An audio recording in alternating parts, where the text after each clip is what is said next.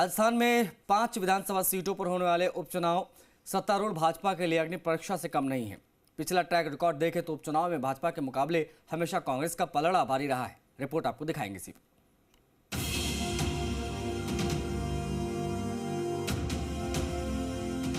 लोकसभा चुनाव के बाद राजस्थान में 5 विधानसभा सीटों पर उपचुनाव होगा।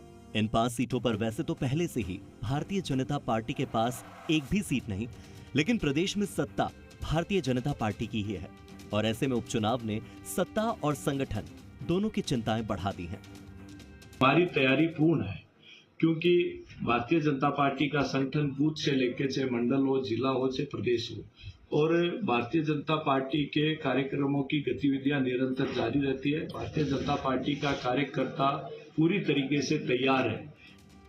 प्रदेश में 5 सीटों पर उपचुनाव होंगे, जिनमें दौसा, देवली उनियारा, झुंझुनू, खींवसर और 84 विधानसभा सीटें शामिल हैं।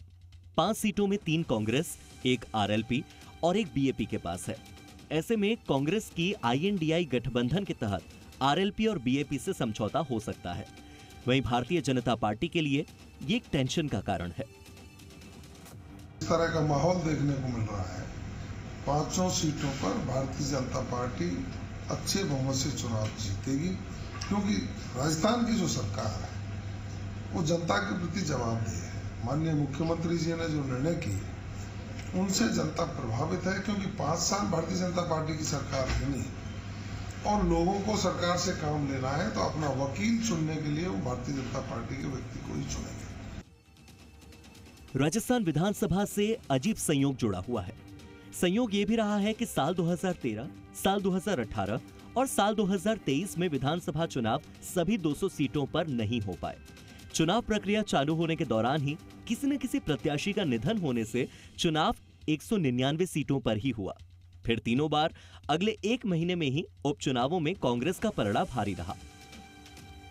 5 जो सीटें हैं वो इंडिया अलायंस की है, 5 सीटें। तो मैं समझता हूं कि हम 5 सीटें जीतेंगे। हमने कांग्रेस के संगठन को मजबूत करने के लिए कल एक कमेटियां बना दी हैं। 2014 से लेकर 2024 के बीच अब तक विधानसभा की 17 सीटों पर उपचुनाव हुए। इनमें से कांग्रेस ने 12 सीटों पर जीत दर्ज की। 2017 में धौलपुर और 2018 में मांडलगढ़ विधानसभा सीटों पर भी उपचुनाव हुए, जिनमें से धौलपुर पर बीजेपी और मांडलगढ़ पर कांग्रेस की जीत हुई। इसके बाद साल 2019 से 2022 के बीच में 9 सीटों पर उपचुनाव हुए और इस बार कांग्रेस सत्ता में थी, तो कांग्रेस ने फिर भी 9 उपचुनावों में से 7 सीटों पर जीत दर्ज की, जबकि बीजेपी के खाते में केवल 1 सीट राजसमंद की सीट ही जा पाई। अब देखने वाली बात होगी कि उपचुनाव को लेकर सत्ता पक्ष और विपक्ष की रणनीति क्या होती है। विष्णु शर्मा, जी मीडिया, जयपुर।